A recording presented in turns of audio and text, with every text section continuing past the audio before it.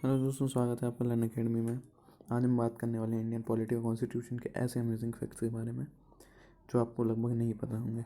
तो चलिए शुरुआत करते हैं पहले फैक्ट्स की। पहला फैक्ट है हमारा कि भारत के प्राइम मिनिस्टर का कार्यकाल संविधान में निर्धारित नहीं है।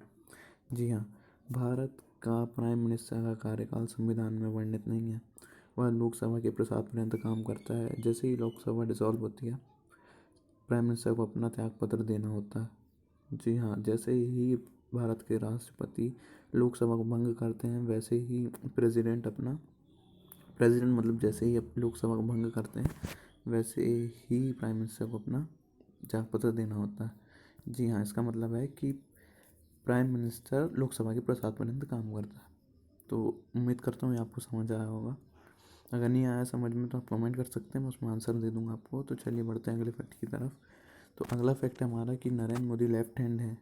जैसे कि आपको पता होगा या नहीं भी पता है तो आप समझ जाइए कि भारत के प्राइम मिनिस्टर जो वर्तमान में है वो लेफ्ट हैंडेड है। जी हाँ, नरेंद्र मोदी जी लेफ्ट हैंड है, लेकिन वो सिर्फ अपने लिखने के अलावा सारे काम अपने राइट हैंड से करते हैं। बाकी अप लगभग अपने सभी काम वो लेफ्ट हैंड से करते हैं।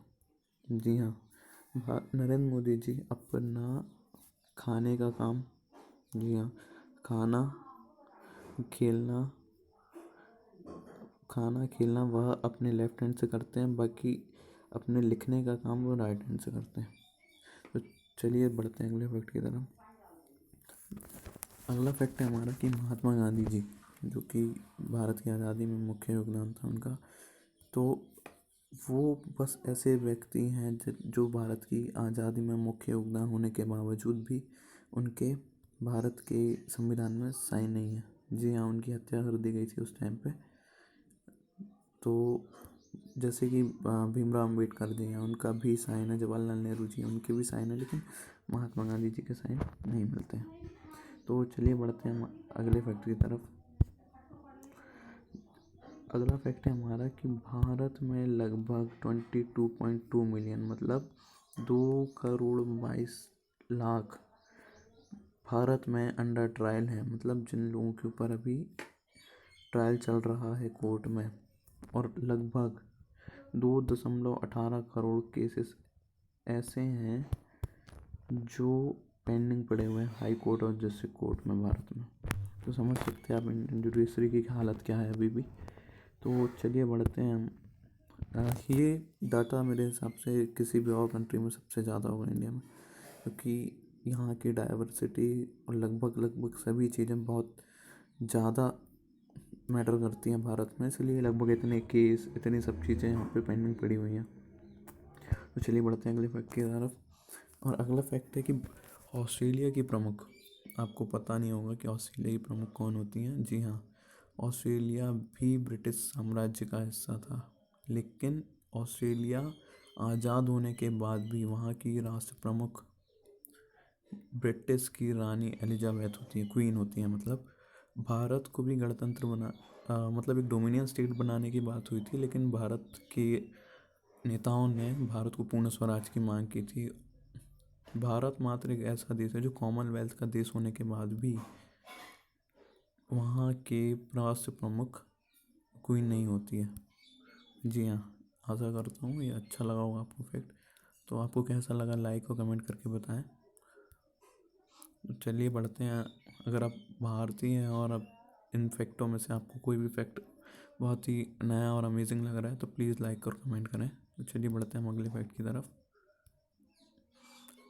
हमारा अगला फैक्ट है कि भारत का संविधान की ओरिजिनल कॉपी जो कि हाथ से लिखी हुई थी, वो अभी भी भारत की संसद में हीलियम से भरे एक बॉक्स में रखी हुई है, जो कि भारतीय संसद में मौजूद है। जी हाँ, भारत की संविधान की ओरिजिनल कॉपी जो कि कोई शांति निकेतन के रायज़ादा थे, उन्होंने अपने हाथों से लिखी थी, और बहुत सारे कलाकार थे हाथों से उसको सजाने का काम किया था। जी हाँ, वो अभी भी कलाकार की कृतियाँ अभी भी हमारे आंखों के सामने भारतीय संसद में हीलियम के भरे बॉक्स में आपको दिख जाएंगी। तो चलिए बढ़ते हैं अगले फैक्ट की तरफ। तो भारत के संविधान निर्माता में मुख्य योगदान देने वाले डॉक्टर भीमराव अंबेडकर जी, वो ही संविधान को जलाने के लिए तैयार हो गए थे जब उनसे 2 सितंबर 1953 पे कहा गया। यहाँ संविधान सभा में बात चल रही थी कि गवर्नर को और पावर दी जाए, तो वह ही एक ऐसे व्यक्ति थे जिन्होंने कहा था, my friend tell me that I have made constitution but I am quite prepared to say that I shall be the first person to burn it out. मतलब मैं ही पहला व्यक्ति होऊंगा जिसने से बनाने में तो योगदान दिया है, लेकिन इसे ही सबसे पहले मैं जलाऊंगा।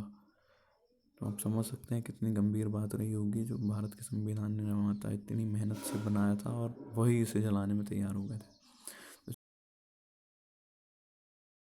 करता हूँ आपको ये दोस्तों बहुत अच्छे लगे होंगे। आप अगर आप मतलब अपने देश के संविधान, पॉलिटी, इतनी विविधताओं के साथ इतने अच्छे संचालन को समझ सकते हैं, तो आप आशा करता हूँ आपको अच्छी लगी हुई वीडियो। मिलते हैं आपसे अगली वीडियो में।